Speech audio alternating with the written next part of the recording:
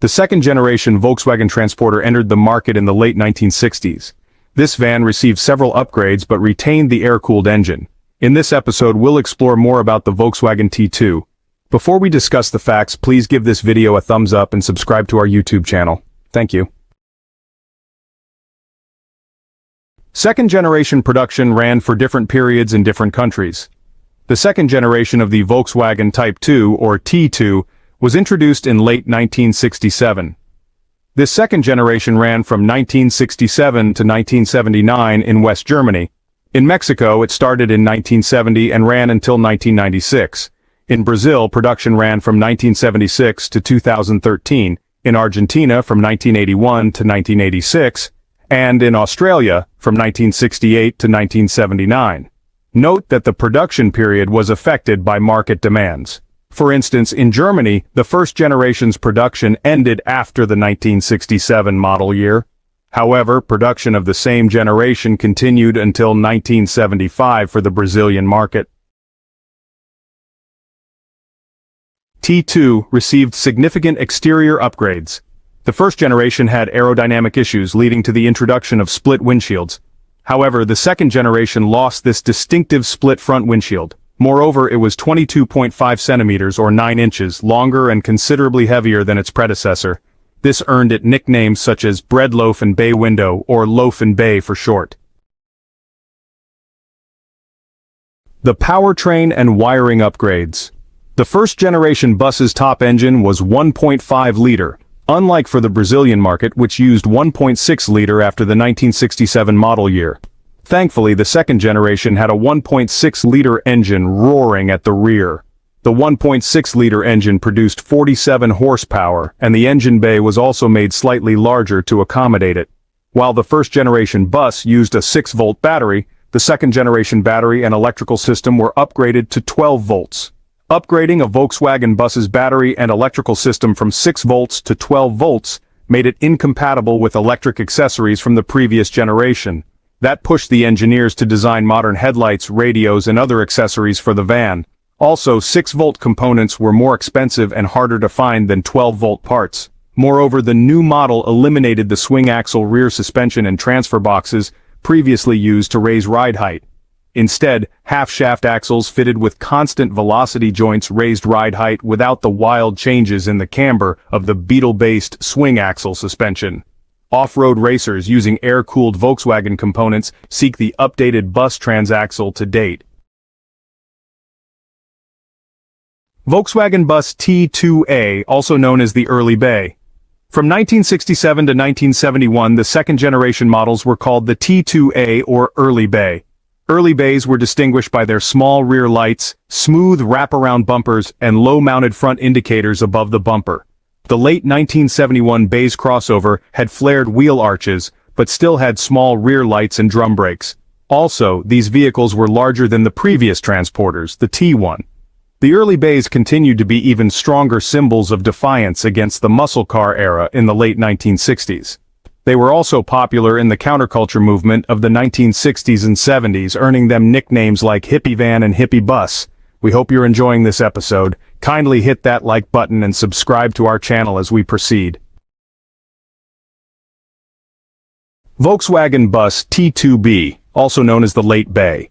The Late Bays, manufactured from 1973 to 1979, were distinguished by large rear lights, grooved non-wraparound bumpers, and high-mounted front indicators on either side of the grille. They also had flared wheel arches all around. The first models featured rounded bumpers incorporating a step for use when the door was open.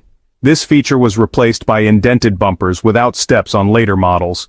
These first models also had front doors that opened to 90 degrees from the body, no lip on the front guards, unique engine hatches, and crescent air intakes in the D-pillars. For the 1972 model year, the Type 2 featured a new 1.6-liter engine with dual intake ports on each cylinder head and was rated at 50 horsepower. A significant change came with the introduction of front disc brakes and new road wheels with brake ventilation holes and flatter hubcaps.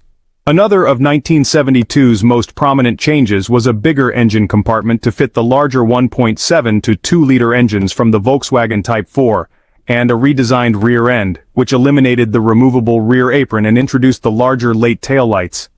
The air inlets were also enlarged to accommodate the increased cooling air needs of the larger engines. The Type 4's 1.7-liter engine, or pancake engine, was an option from the 1972 model year onward and standard in models destined for the US and Canada. Only with the Type 4 engine did an automatic transmission become available for the first time in the 1973 model year. The Type 4 engine was enlarged to 1.8-liter for the 1974 model year and again to 2 liters for the 1976 model year. The 2-liter option appeared in South African-made models in 1976, originally only in a comparably well-equipped executive model. The 1978 2-liter now featured hydraulic valve lifters, eliminating the need to adjust the valve clearances as on earlier models periodically. The 1975 and later US model years received Bosch L-Jetronic electronic fuel injection as standard equipment. 1978 was the first year for electronic ignition, utilizing a Hall effect sensor and digital controller, eliminating maintenance requiring contact breaker points. The late bay's crash safety improved when VW added a compressible structure behind the front bumper.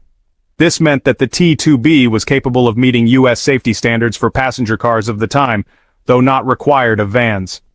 Towards the end of production, the first prototypes of Type 2 vans with four-wheel drive were built and tested.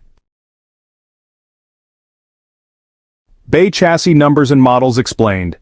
The chassis number, or vehicle identification number, could be found stamped on an aluminum plate either behind the front seats or in the engine bay. The models produced during the second generation run were 1. Panel van, 2. Microbus 7 or 9-seater, 3. Combi, van with windows, 4. Deluxe Microbus 7 or 9-seater, 5. Pickup, and 6. Crew cab. Volkswagen Bus T2C. We said earlier that production in Mexico ended in 1996, right? So the T2C, with a roof raised by about 10 centimeters, was built in the early 1990s for the Mexican, South American, and Central American markets. Since 1991, the T2C has been built in Mexico, with the water-cooled 1.8-liter inline 4-cylinder 71-horsepower carbureted engine. This model is identified by the large black front-mounted radiator. Since 1995, it has also been built with a 1.6-liter air-cooled engine for the Brazilian market. Legacy of the T2. As one of the forerunners of the modern cargo and passenger vans, the Type 2 gave rise to forward control competitors in the United States in the 1960s, including the Ford Econoline, the Dodge A100, and the Chevrolet Corvair 95 Corvan, the last adapting the rear-engine configuration of the Corvair car in the same manner in which the VW Type 2 adapted the Type 1's layout. European competition included the Citroën H-Van, Renault Estafette, semi-forward control Bedford CA, and FR layout Ford Transit. Japanese manufacturers also introduced similar vehicles such as the Nissan Caravan, Toyota Light Ace, and Subaru Sambar. Brazil is the last factory in the world to produce the T2 series of Type 2. Production ceased on 31 December 2013 due to the introduction of more stringent safety regulations in the country. Thanks for watching this episode to the end. Which of these T2 models is your favorite? Kindly share with us in the comment section below. Also, before you leave, kindly give this video a thumbs up, subscribe, and turn on the notification bell to be notified when we upload a new video.